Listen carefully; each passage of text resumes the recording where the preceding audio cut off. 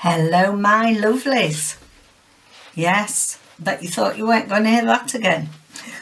I just want to come on and give a very, very big thank you to all the love and support and comments on my video about how hard I've been finding the YouTube and everything to do with it.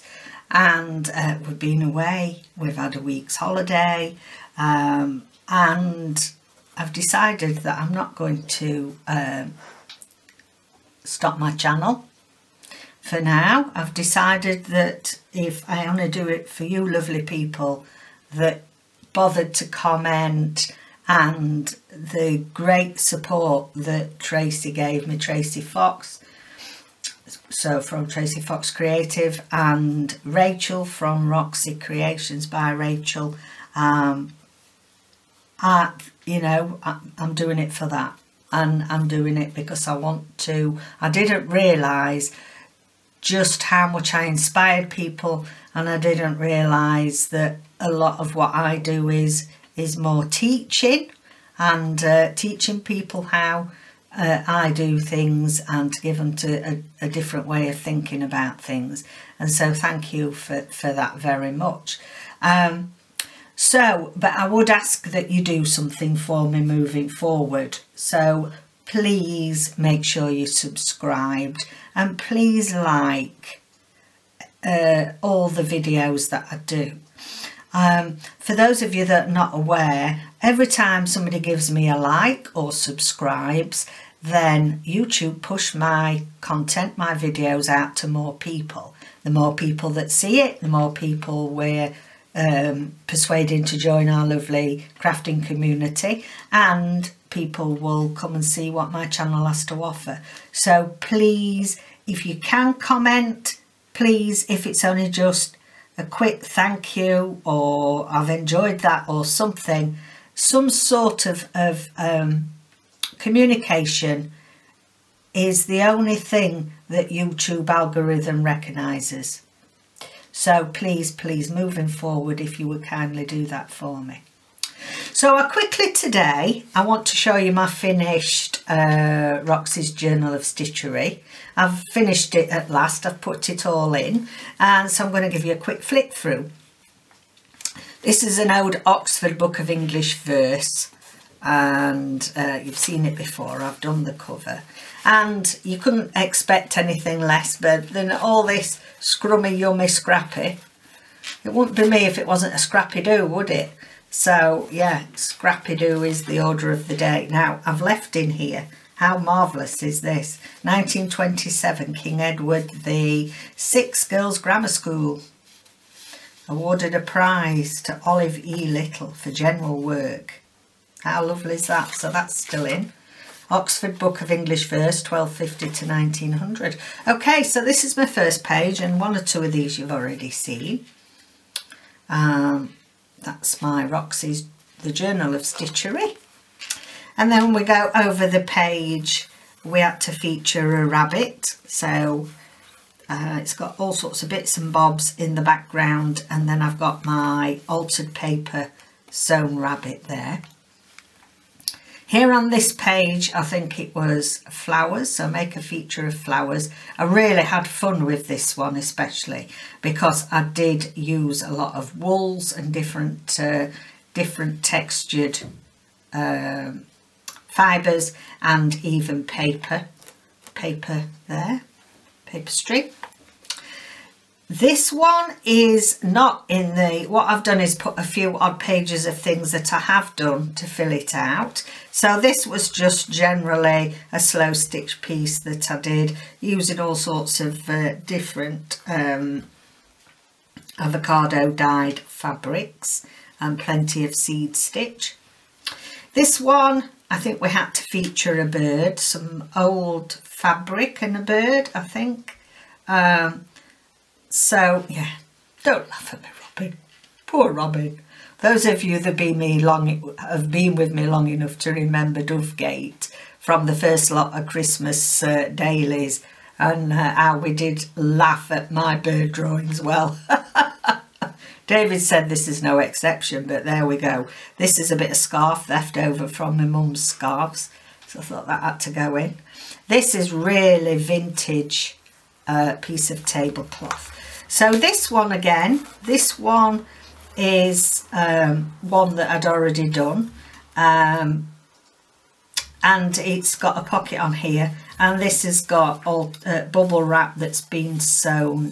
So this is a piece of machine embroidery that I did a long time ago for college, and so I made a little pocket, and then I've got a little tag there with some of the stitching on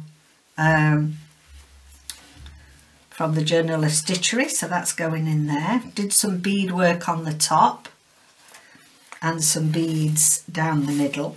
This one, I think, I don't know if it had to be a textured background, I can't remember now, and butterflies.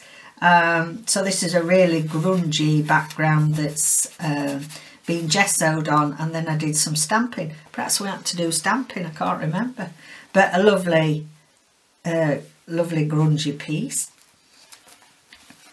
Then again, these are two that I've done, slow stitch pieces, some very small Suffolk puffs.